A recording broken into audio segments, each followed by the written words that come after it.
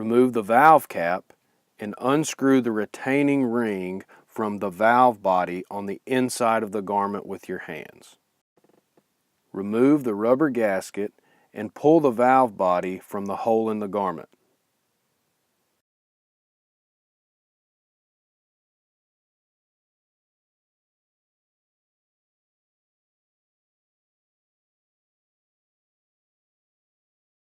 Unscrew the retaining ring of your replacement exhaust valve and leave one rubber gasket on the valve body.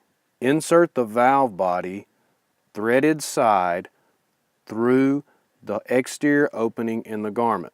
Place the second red gasket on the threaded end of the valve body inside the garment.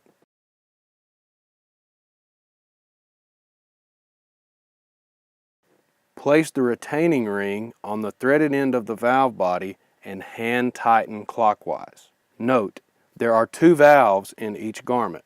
The garment should then be pressure tested.